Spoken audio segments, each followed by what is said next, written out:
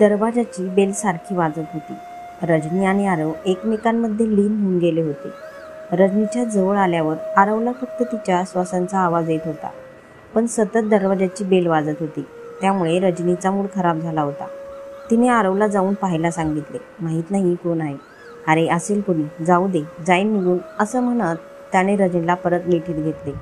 पण कोणी होते जो या दोघांचा रोमॅन्टिक मूड खराब करण्याची शपथ घेऊन आला होता. आरव बडबड करत दरवाजाकडे गेला. एक सुट्टी घेतली होती. विचार केला होता की रिंकू शाळेत जाईल तेव्हा दोघे थोडे रोमॅन्टिक होऊ, पण नशिबात ते काही नव्हते. आरव आणि रजनी दोघेही नोएडा येथील मल्टीनॅशनल कंपनीमध्ये काम करत होते. त्यांना एक मुलगा होता, रिंकू, जो आज शाळेत गेला होता आणि त्यांनी जास्तीची रजा टाकून दोघांसाठी वेळ काढला होता. पण कोणी होते जो बिनमोसम टपकला होता. बडबडत आरवने दार उघडले. त्यावेळी त्याने फक्त हाफ पॅन्ट घातलेली होती. दरवाजा उघडताच त्याचे डोळे उघडेच्या उघडेच राहिले. समोर दारात मीरा उभी होती. कोण होती मीरा? मीरा ही आरवची आई होती. खूप वेळ आरव आतमध्ये आला नाही म्हणून रजनी बाहेर आली. कोण आले आहे आरव बेबी? तिने फक्त रेड कलरची शॉर्ट नाईटी घातलेली होती. असं बोलत तिचे लक्ष दरवाजाकडे गेले आणि हे सगळं पाहून तिचा मूडच निघून गेला. तेवढ्यात आरवने पटकन आईच्या पायाला हात लावला आणि आईला आत बोलावले आणि रजनी तशीच निर्लज्जपणे त्यांच्याकडे गेली आणि पाया पडायचं म्हणून पाया पडली आणि ताना मारत बोलली, येण्यापूर्वी सांगायचं असतं, पण लोक तर. ठीक आहे यात, असे बोलत रजनी आत आली. आरव पण आईची सुटकेस घेऊन घरात आला. रजनी आणि आरव दोघेही त्यांच्या रूममध्ये गेले आणि त्यांना आता कळून चुकले होते की आपण पूर्ण अंगभर कपडे घालायला पाहिजे. पण पूर्ण नग्न झालेल्या तिच्या विचारांवर ती कधी पांघरून घालेल का? मीरा बाहेर पडलेल्या सोफ्यावर बसली होती. आज ती खूप दमलेली होती. आतून रजनीचा आवाज येत होता, ही इथे का आली आहे आणि आपले स्वतःचे खर्च काय कमी आहेत का? आता ही पण, हिला इथून पटकन घालव. आणि मागून आरवचा आवाज येत होता, जरा गप्प बस, मी काहीतरी करतो, तू हळू बोल, आई ऐकेल. मीराच्या डोळ्यात अश्रू आले. ती तर इकडं आली पण नसते. पण गेल्या काही दिवसांपासून तिची तब्येत बिघडली होती. शेजारच्या मुलाने तिकीट काढून तिला इकडे पाठवले होते. ती तर एकटीच तिथे सर्व काही करत होती. पण शेजारची काही लोक तिला बोलत होते, लेक सून नातू आहे ना, मग इथे एकटी कशाला राहते? आता तू यावेळी तरी त्यांच्याकडे जा. तिच्या मुलाच्या प्रतिष्ठेला डाग लागू नये म्हणून ती मुलाकडे आली. पण इथे आल्यावर तिला एखादा गुन्हा केल्यासारखे वाटत होते. सकाळचे 10 वाजले होते. रजनी तिच्या खोलीतून बाहेर आली आणि बोलली, आई 4 दिवस मोलकरीण सुट्टीवर आहे, त्यामुळे ब्रेड पडलेले आहेत ते खा. आणि समोरची खोली रिंकूची आहे, तिथे तुमचे सामान ठेवले आहे. तुम्ही 2-4 दिवसांच्या पाहुण्या आहेत, तोपर्यंत तिथे राहा. असं बोलत रजनी तिच्या रूममध्ये गेली आणि दरवाजा बंद केला. मीरा संपूर्ण घराकडे पाहत राहिली. अश्रू तिच्या गालावरून खाली पडत होते. काही न खाता ती आतमध्ये गेली. आत गेल्यावर तिला रिंकूचे खूप छान छान फोटो दिसले. तिला आरवच्या बालपणाची आठवण आली. तिचे मन प्रेमाने भरून आले. त्या छोट्या अंथरुणावर मीरा पडताच तिला झोप लागली. तेवढ्यात अचानक दारावरची बेल वाजली. तिने अचानक उठून घड्याळाकडे पाहिलं तर दुपारचे 2 वाजले होते. ती बाहेर आली तेव्हा रजनी आणि आरवच्या रूमचा दरवाजा बंद होता. मग मीराने दार उघडले. जसा दरवाजा उघडला तिला छोटासा रिंकू आतमध्ये धावत येताना दिसला. त्याने बोबड्या आवाजात विचारले, तुम्ही नवीन सर्वंट आहे का? ते ऐकून मीराला अजिबात वाईट वाटले नाही. तिने त्याला मिठी मारली आणि बोलली, मी तुझी आजी आहे. आजी, तू माझी आजी आहे, जशी रोमीची आजी आहे, मिनीची आजी आहे. असे बोलत त्याने तिच्या गळ्यात हात टाकला. सगळ्यात निर्लज्ज गोष्ट ही होती की रजनी आणि आरवला अजिबात भान नव्हते. छोट्या रिंकूने त्याच्या खोलीत जाऊन कपाटाकडे बोट दाखवून आजीकडून स्वतःसाठी 2 कपडे काढले आणि ते घातले. मग त्याने आजीला सांगितलं की मला खूप भूक लागली आहे. राणी दिदी त्याला फक्त एक रोटी आणि डाळ देते. तर मग काय खाणार माझं बाळ? रिंकू अगदी निरागसपणे म्हणाला, आजी मी बटाट्याचे पराठे खाणार. मी कधी बटाट्याचे पराठे खाल्ले नाही. रोमी मला रोज सांगतो की त्याची आजी त्याला रोज बटाट्याचे पराठे खायला घालते. ते ऐकून मीरा लगेच किचनमध्ये गेली आणि इकडे तिकडे पाहिल्यावर तिला लगेच थोडेफार सामान मिळाले आणि थोड्या वेळात आरव पण बाहेर आला. त्याला पण आईच्या हातचे पराठे खूप दिवसातून खायला मिळणार होते आणि भरपेट खाऊन झाल्यावर तो त्याच्या आईचं खूप कौतुक करत होता. आणि रिंकूचं छोटंसं पोट तर एका पराठ्यानेच भरले होते. त्यानंतर एवढ्या वेळाने त्यांनी सुद्धा 2 घास खाल्ले आणि आईचे एवढे काम पाहून मुलाचं प्रेम उफाळून आलं. त्याने आईला पाण्याचा ग्लास दिला तेव्हा त्याचा हात त्यांना टच झाला. त्याला कळाले की आईला खूप ताप आहे. तो त्यांना घेऊन डॉक्टरांकडे गेला. आतून हे सगळं पाहून रजनीच्या चेहऱ्यावर जसं एक राक्षसी हसू उमटलं. ती आता काहीतरी वेगळाच विचार करत होती. मीराला सकाळी लवकर उठायची सवय होती. तिने 5ला उठून सगळी कामं उरकली होती. डॉक्टरांनी दिलेल्या औषधाने तिला आता बरं वाटत होतं. सकाळी 7 वाजता रजनी उठण्याचा आवाज आला आणि ती जशी बाहेर आली तशी तिने मीराला सांगितले की तिने राणीला कामावरून काढून टाकले आहे आणि आता त्या आल्या आहेत तर मग ती राणीला कशाला फुकट पगार देईल. आणि तशा तुम्ही घरीच आहे ना, मग जेवण तर बनवत आहे आणि राहिली बाकीची साफसफाईची कामं तर ती मशीनने होतात. मी तुम्हाला सगळं शिकवेल, असं रजनी मीराला म्हणाली. तेव्हा ती साखरेसारखी गोड बोलत होती. मीराला तिची प्रत्येक चाल समजत होती, पण तिला या गोष्टीचा आनंद होता की यामुळे तिला तिच्या नातू मुलासोबत तरी राहता येईल. तिने सुनेचे बोलणे पूर्ण होण्याआधीच सुनेच्या डोक्यावरून हात फिरवला आणि म्हणाली, आरव आणि रिंकूला उठव, जा मी नाश्ता बनवते. रजनी मनातल्या मनात खूप खुश होती.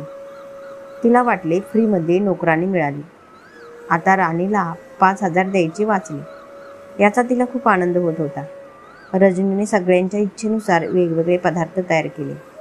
ते सगळे गेल्यावर तिने नाश्ता केला. मग पूर्ण घराची साफसफाई केली.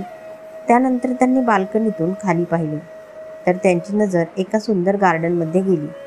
हिरवीगार झाडे आणि म्हातारे लोक बसले होते.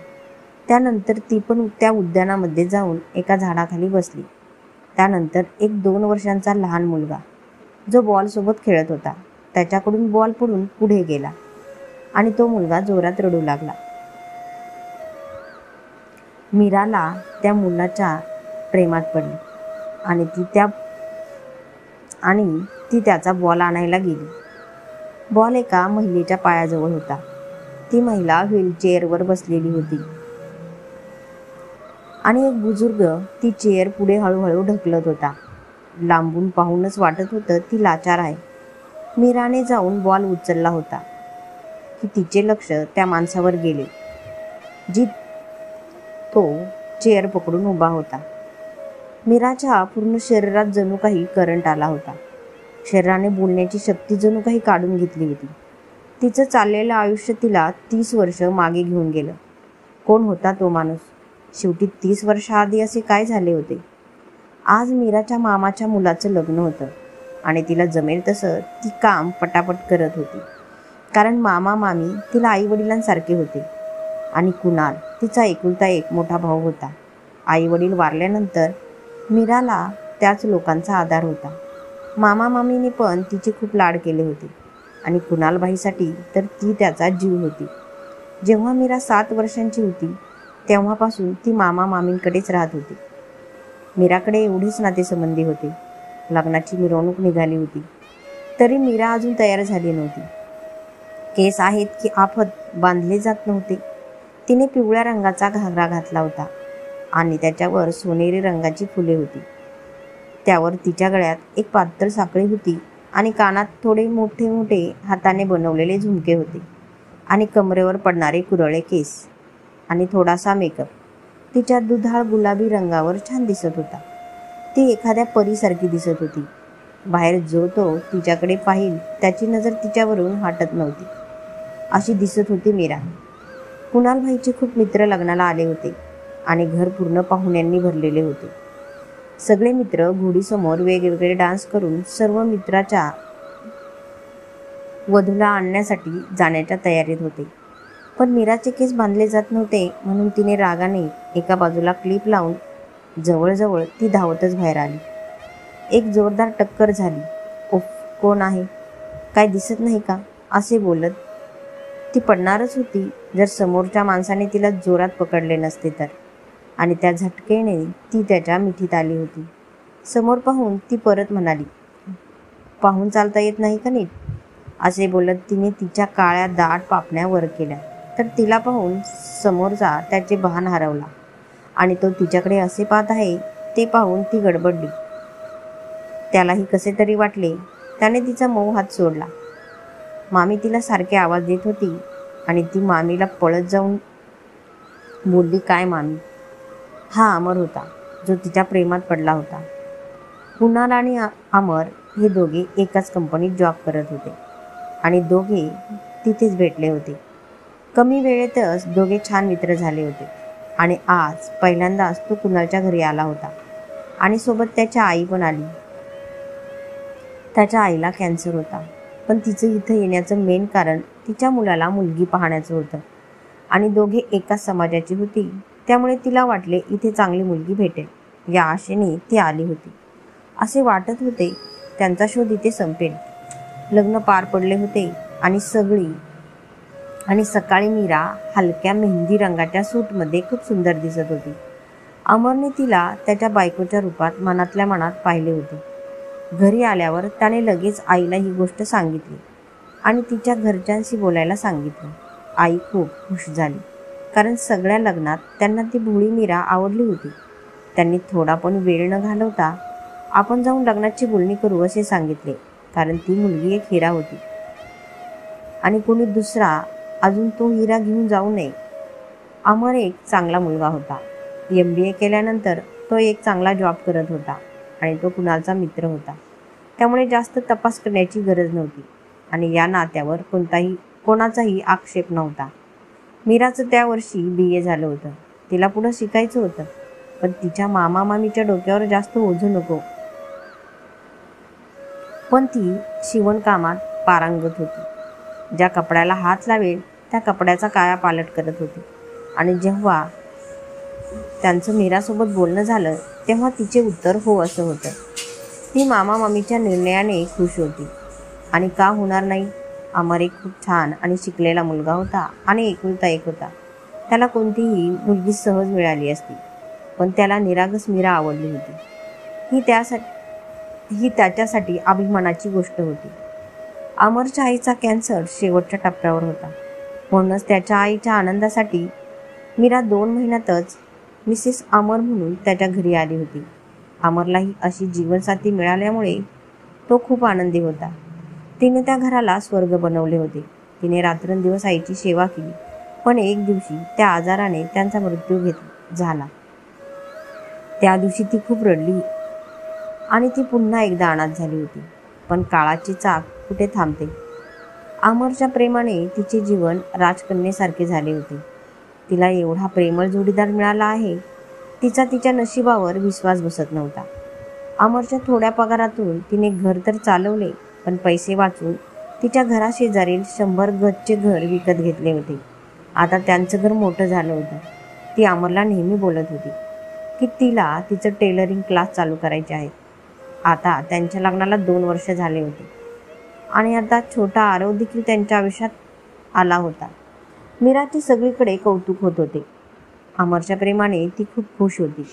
अमर जेव्हा तिला मिठीत धरून म्हणायचा, मीरा मी तुझ्याशिवाय अपूर्ण आहे, तेव्हा ती त्याचे प्रेम तिच्या झोळीत गोळा करून ठेवायची. त्याने मीरावर प्रेमाच्या अगणित रात्री घालवल्या. तिला प्रेमाने बहरवले.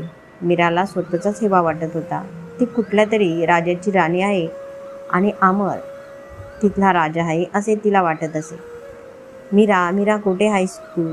अमर ओरडत होता. मीरा धावत बाहेर आली. सगळं ठीक आहे ना? काय झालं? अगं बाहेर ये, बघ मी काय आणले आहे. मीरा धावतच स्वयंपाकघरातून बाहेर आली. अमरने तिला जवळजवळ ओढतच घराच्या मेन गेटजवळ नेले. मीरा बघ मी काय आणले आहे तुमच्यासाठी. मीराचा तिच्या डोळ्यांवर विश्वास बसत नव्हता. समोर एक चमचम करणारी व्हाईट कार उभी होती. चल मीरा, आरवला पण घेऊन ये, आपण मंदिरात जाऊन येऊ, मग कुठेतरी लॉंग ड्राईव्हला जाऊ आणि मग आईस्क्रीम खाऊ. लवकर ये. मीराचे मन नुसते मोरासारखे नाचत होते. मागच्या महिन्यातच अमरचे प्रमोशन झाले होते. पगाराच्या आधीच्या जॉबपेक्षा दुप्पट होता. त्याला आता फक्त ते राहतात तिथून दिल्लीला जायचं होतं. आता गाडी असल्यामुळे अमरला आरामात जाता येणार. हा विचार करून मीराला खूप हायसे वाटत होते. ती देवाकडे प्रार्थना करत होती. तिच्या आनंदाला कोणाचीही वाईट नजर लागू नये. आज सकाळपासूनच खूप जोरदार पाऊस येत होता. मीरा अमरला बोलत होती, तुम्ही आज सुट्टी घ्या. वातावरण माहीत नाही किती खराब आहे. तुम्ही गाडी चालवत दिल्लीला जाणार, मला भीती वाटत आहे. अमर पण तिच्या शरीराशी खेळत तिला मिठीत घेत म्हणाला, कोणाला जायचं आहे? एवढ्या रोमॅन्टिक वातावरणात असंच तुला मिठीत घेऊन थांबू वाटत आहे. पण काय करू जान, आज खूप महत्त्वाची मीटिंग आहे आणि नवीन जॉब आहे, तर जावे लागेलच. पण मी लवकर परत येईल आणि जे काम अपूर्ण सोडून जात आहे ते पण पूर्ण करायचं आहे. असे बोलून त्याच्या चेहऱ्यावर एक मादक हसू येते आणि मीराचे गाल लाल होतात. तुम्ही पण ना, चला उठा, तयारी करा, मी पण नाश्ता बनवते. त्या दिवशी मीरा त्याला बाहेर सोडवायला आली आणि तोपर्यंत बाय करत राहिली जोपर्यंत त्याची कार नजरेआड होत नाही. अमर आज रोजच्यापेक्षा हळू गाडी चालवत होता आणि पाऊस पण सारखाच चालू होता आणि त्याच्यात जोरात गाडी चालवणे जीवघेणे होऊ शकत होते. रस्त्यात त्याला एका झाडाखाली एका व्यक्तीची सावली खूप जोरजोरात हात हलवताना दिसत होती. अशात गाडी थांबवू का नको हा विचार करत गाडी त्या सावलीच्या जवळ आली होती. पाहिले तर एक मुलगी स्वतःला पावसापासून वाचवण्याचा प्रयत्न करत होती. गाडीच्या बंद काचा आणि पावसामुळे काहीच कळत नव्हते ती इशारा करून काय सांगत होती की थोड्या वेळाने ती कारच्या दरवाजाच्या जवळ आली होती आणि दरवाजा उघडा असं सांगत होती. अमरने हो नको करत गाडीच्या दरवाजाचे लॉक उघडले. ती पण लगेचच आत येऊन सीटवर बसली आणि म्हणाली, थँक्यू, बरं झालं तुम्ही तरी दिसले, नाहीतर माझे काय झाले असते. ती बोलतच होती. अमर मध्येच तिला टोकत बोलला, हॅलो मिसेस, हे काय आहे? सॉरी, माझी बस निघून गेली आहे. मला दिल्लीला जायचे आहे. मी जॉबला आहे तिकडे. प्लीज मला अशा ठिकाणी सोडा, त्या ठिकाणी मला काही जायला भेटेल. प्लीज. ठीक आहे, तुम्ही माझ्यासोबतच चला. मला पण दिल्लीला जायचे आहे. सोडेल मी तुम्हाला तिथपर्यंत. Oh really, so sweet of you. अमरला वाटत होते की काय मुसीबत आहे, पण या सुनसान ठिकाणी तिला एकटं सोडणं त्याला चांगलं वाटलं नाही. तेवढ्यात त्याने तिच्यावर एक नजर फिरवली. छोटे केस, एकदम स्टायलिश, डोळे काळे मोठे, खूप छान होते आणि डोळ्यांना काजळ, आयलायनर लावलेले होते. गुलाबी रंगाचा लिप कलर आणि काळ्या ठिपक्यांची लाल रंगाची साडी आणि स्लीवलेस ब्लाऊज आणि पावसाने भिजलेली ती जास्तच छान दिसत होती. एवढा अंदाज येत होता ती 30च्या आसपास असेल. तेवढ्यात तिने तिच्या छोट्या बॅगमधून छोटा टॉवेल काढला आणि पुसत अमरसोबत बोलली, बाय द वे, माझं नाव महिमा आहे. आणि तुमचं नाव काय? अमर हलक्या आवाजात बोलला, अमर. छान नाव आहे तुमचं, अमर. अमरने पण हो मध्येच उत्तर दिले आणि तो शांत बसला. पण ती मस्करीमध्ये बोलली, काय झालं? तुझ्या गर्लफ्रेंडने बोलायला सांगितले नाही का दुसऱ्या मुलींसोबत? असे ऐकल्यावर अमर थोडा तापला आणि म्हणाला, हॅलो मिसेस, माझे लग्न झाले आहे आणि मी एका मुलाचा बाप आहे. काय बोलता, खरंच का? तुमच्याकडे पाहून वाटत नाही. तुम्ही खूप हँडसम आहे. Okay fine. अमर थोडं गप्प राहून ती बोलली, आणि हो, एक अजून, मी मिस आहे, मिसेस नाही. असे बोलून ती स्वतः जोरजोरात हसू लागली. तिचे हसणे एवढे प्रेमळ होते की अमर त्याचे हसू कंट्रोल करू शकला नाही. पूर्ण रस्त्याने ती बोलत होती आणि अमर ऐकत होता. दिल्ली आली होती. अमरने तिला तिच्या कामाच्या ठिकाणी सोडले आणि ती थँक्यू म्हणून तिच्या कामाला गेली. त्यानंतर अमर मीटिंगला गेला. अमरने कामावरून घरी येताच ही झालेली घटना मीराला सांगितली. मग दोघे पण त्यांच्या कामाला लागले. 3 दिवसांनंतर ती परत त्याला तिथेच भेटली. अमरने गाडीचा पुढचा दरवाजा उघडला आणि बोलला, बसा मिस, आज परत तुमची बस मिस झाली वाटतं. मग ती तोंड थोडं बारीक करून बोलली, हो अमर, प्लीज ड्रॉप मी. अमर बोलला, दरवाजा तुझ्यासाठीच उघडलेला आहे. बस नाही तर माझा निर्णय बदलेल. एवढं ऐकून ती पटकन गाडीत जाऊन बसली आहे. आता हे रोजच चालू झालं होतं. कधी ती स्वतःहून बस सोडायची, तर कधी अमर तिला दुसऱ्या दिवसाची लिफ्ट ऑफर करत होता. एक दिवस अमरने महिमाला विचारले, महिमा, तू दिसायला इतकी सुंदर आहेस, हुशार पण आहे, मग तू लग्न का नाही केले? मग महिमाने त्याच्याकडे पाहिले आणि त्याच्या डोळ्यात डोळे घालून बोलली की तू मला भेटला नव्हता अमर. असे सगळं बोलून तिने तिची पहिली मर्यादा पार केली होती. अमरवर जसं काही काळी जादू झाली होती आणि माहीत नाही कोणत्या जोशात त्याने तिच्या नाजूक ओठांनाही स्पर्श केला आणि जणू काही त्याला विजेचा धक्का बसला. तो ओरडू लागला, हे चुकीचं आहे, माझं लग्न झाले आहे, मला बायको आणि मुलगा आहे आणि उद्यापासून तुझे माझे रस्ते वेगळे असतील. असं बोलत त्याने गाडीचा ब्रेक दाबला. दिल्ली आली होती. त्याने महिमाला परत कधीच भेटायचं नाही म्हणून उतरवले होते. महिमाच्या डोळ्यात पण पाणी होते. ती धावत आतमध्ये निघून गेली. अमर आता घरी आला होता, पण तो आता पहिल्यासारखा अमर राहिला नव्हता. त्याला छोट्या छोट्या गोष्टींचा राग यायचा. तो राग कधी मीरावर तर कधी छोट्या आरववर काढत असे. मीराला काहीच समजत नव्हते. असेच 10 दिवस झाले होते. अमरने महिमाला पाहिलेही नव्हते. तिला एकदा पाहण्यासाठी त्याची तडफड झाली होती. तो वेडा झाला होता. त्याचा स्वतःवरचा ताबा सुटला होता. आज त्याने ठरवले होते, महिमाला त्याच्या मनाची स्थिती सांगायची आहे. वासनाच्या आगीत आंधळा अमर आपली बायको मुलाचे प्रेम, त्याग आणि समर्पण विसरला होता. अमर 4 वाजल्यापासून महिमाच्या ऑफिस बाहेर उभा होता. 5 वाजता महिमा ऑफिसच्या बाहेर निघाली. अमरची मजनूसारखी अवस्था पाहून ती स्वतःच त्याच्या जवळ आली आणि म्हणाली, काय अमर सर, ही काय अवस्था केली आहे तुम्ही? ती एवढं बोलली होती की अमरने तिला घट्ट मिठी मारली. I love you, I love you, मी नाही राहू शकत तुझ्याशिवाय.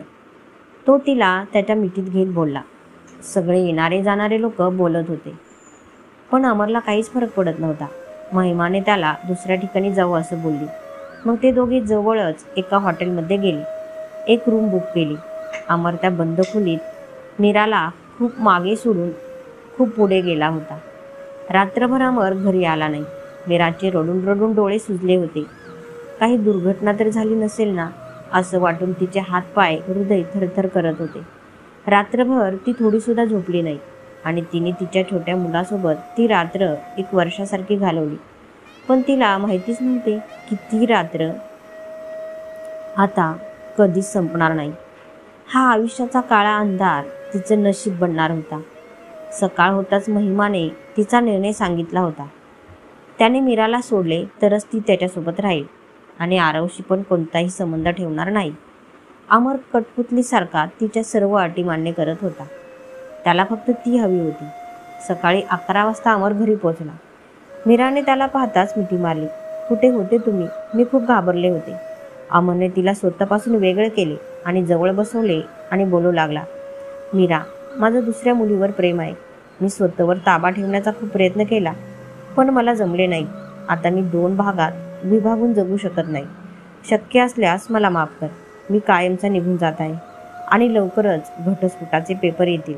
हे सगळं ऐकून मीराला कानात गरम लाव्हा ओतल्यासारखं वाटत होतं. ती ओरडत होती, माझी काय चूक झाली? मला माझी चूक तर सांगा. मी या भरल्या जगात कशी राहणार? आरवचा तर विचार करा. ती त्याच्या पायाशी लटकली होती. पण जेव्हा एखादा माणूस बेवफाई करतो तेव्हा त्याच्या भावना मरतात. तो जायला निघाला तेव्हा मीरा त्याच्याकडे धावत आली. तुम्ही माझ्यावर एक उपकार कराल का? माझ्यापासून तुमचे नाव हिसकावून घेऊ नका. घटस्फोटाचा डाग माझ्या माथ्यावर लावू नका. अमरने वळून तिला सांगितले की हे घर तो तिच्या नावावर करेल. असे बोलून अमर पुन्हा कधीही न येण्यासाठी निघून गेला. मीराला वाटत होते की आता स्वतःला संपवावे. तिच्या मनात एक आग होती आणि समोर पहाडासारखं आयुष्य होतं. कोणाकडे मदत मागायची, काय करायचं हे प्रश्न सतत तिला सतावत होते. कुणाल भाईला बोलावं का? नाही, त्याचेसुद्धा कुटुंब आहे आणि नको परत त्यांच्यावर जबाबदारी. नाही. एवढ्यात छोट्या आरवचा आवाज आला, मम्मा. मीरा पळत जाऊन त्याला कुशीत घेते. तू आहेस ना माझ्या जगण्याचा आधार. मी करीन सगळं. सगळी हिंमत एकवटून ती पुन्हा उभी राहिली. आरवला तयार केले आणि शेजारच्या वहिनीच्या घरी सोडले आणि निघाली या मोठ्या जगात नशीब आजमावण्यासाठी. काही समजत नव्हते. BA पास बाईला कसलं काम मिळू शकेल हे तिला कळत नव्हते. ती चालत होती आणि अचानक तिला फलकावर लिहिलेले दिसले की टेलर पाहिजे. मीराच्या थकलेल्या पावलांना रस्ता मिळाला. आत गेल्यावर एक बाई काही लोकांना कपड्याची डिझाईन समजून सांगत होती.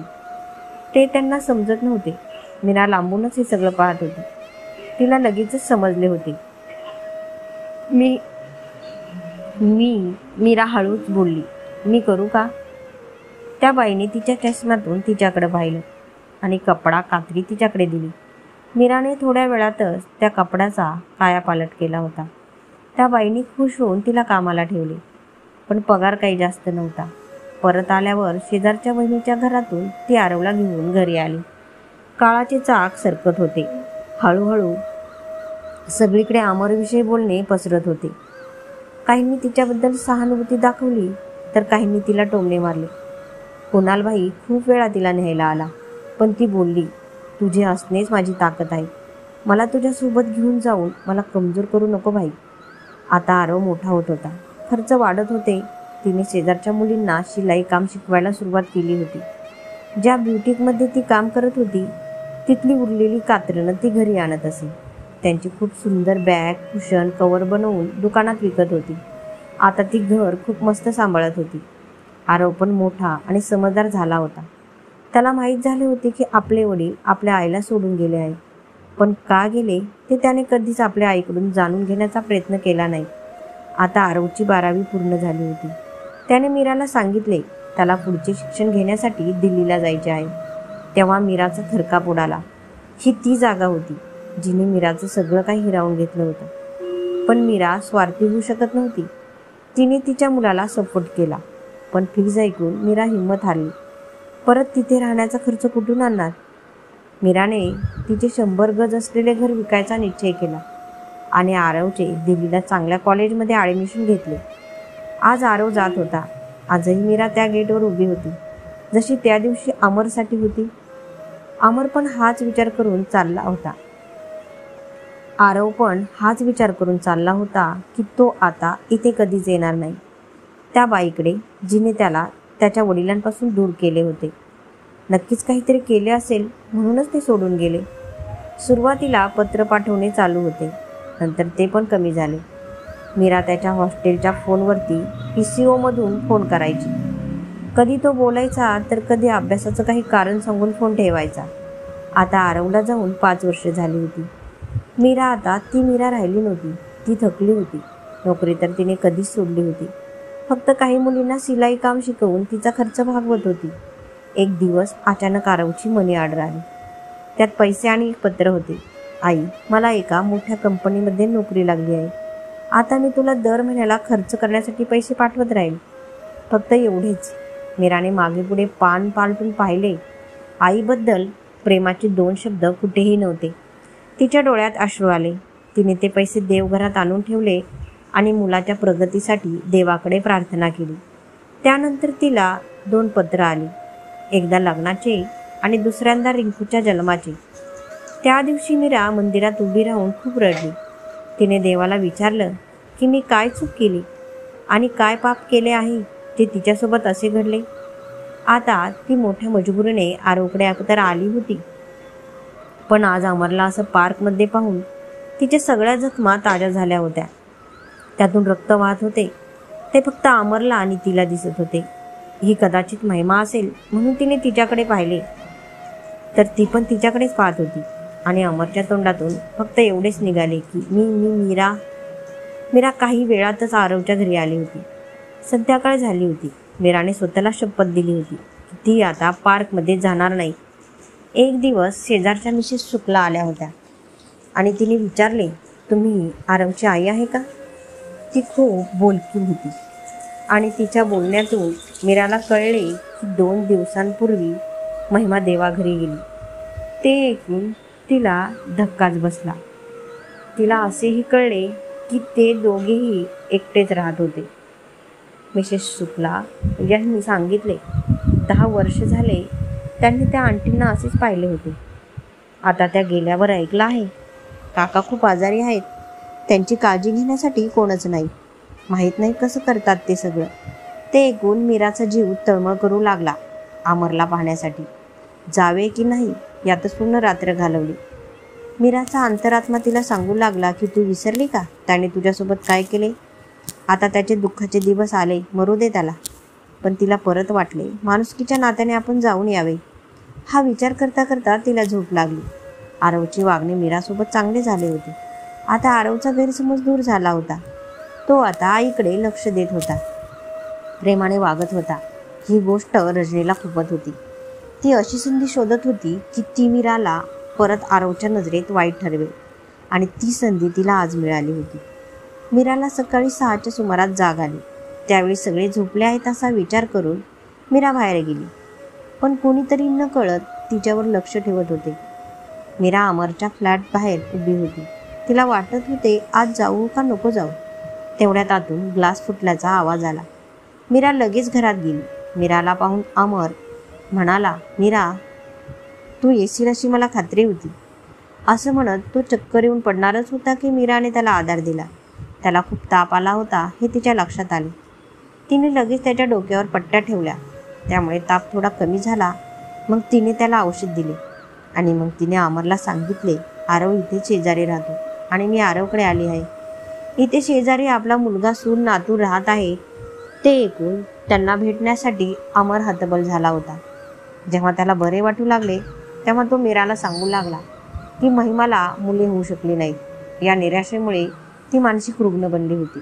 नंतर तिने स्वतःला अमरची दोषी समजले आणि तिला पक्षाघाताचा झटका झाला. तेव्हापासून ती अशीच जगत होती. हे सगळं ऐकून मीरा उठली आणि आता तुम्ही पहिल्यापेक्षा ठीक आहे, आता मला जायला पाहिजे असे बोलून ती बाहेर आली. आणि हे सगळं पाहून रजनीला मीराचा अपमान करण्यासाठी कारण मिळालं. मीराच्या आधी रजनी घरी पोचली. जसं मीराने घरात पाऊल टाकलं तसं रजनीने आरवला उठून ओरडायला लागली, उठ जरा बघ, तुझ्या सती सावित्री आईला तिचे कारनामे तर विचार. कुठून आली आहे ही महाराणी. हिचा जुना प्रियकर इथे राहतो म्हणून ही इथे आली आहे. मी तरी म्हणते एवढे दिवस ही इथे कधी आली नाही, आता कशाला आली आहे. मीराच्या डोळ्यातून पाणी येत होते. आरव पण त्याच्या आईकडे संशयाने पाहत होता. आरव मोठ्याने ओरडत बोलला, वा आई वा, मला तर तू चांगली वाटत होती, पण आता मला खात्री झाली की यामुळेच बाबा तुला सोडून गेले होते. त्या माणसामुळेच, बरोबर ना. बोल बोल, बरोबर ना, बोलत का नाहीस. अचानक अमर आत आला. तो आरवला पाहण्यासाठी मागे आला होता. आत शिरताच तो ओरडला, ती मला भेटायला आली होती. मला, मी कोण आहे हे तुला माहीत करून घ्यायचं आहे ना. मी तुझा बाप आहे. बाप, तो बाप जो दुसऱ्या बाईसाठी तुम्हाला सोडून गेला होता. संपूर्ण कहाणी ऐकून आरवच्या डोळ्यात पश्चातापाचे पाणी आले होते. रजनी मीराच्या पाया पडली. मला माफ करा आई, तुमचा त्याग आम्हाला समजला नाही. आम्हाला आमच्या चुका समजल्या आहे. असं बोलत रजनी आणि आरवने तिला मिठी मारली. मीराला पण तिच्या मुलांना मिठी मारून रडायचे होते. आज चुकांच्या जाणीवेने गैरसमजाचे ढग दूर करून नवीन पहाट झाली होती. अमर हे सगळं लांबूनच पाहत होता आणि आता त्यालाही ही जाणीव झाली होती. तो मीराच्या आयुष्यातून खूप खूप दूर गेला होता, खूप दूर. कथा आवडल्यास लाईक शेअर करा आणि चॅनलवर नवीन असल्यास अशाच कथा ऐकण्यासाठी सबस्क्राईब करा. धन्यवाद.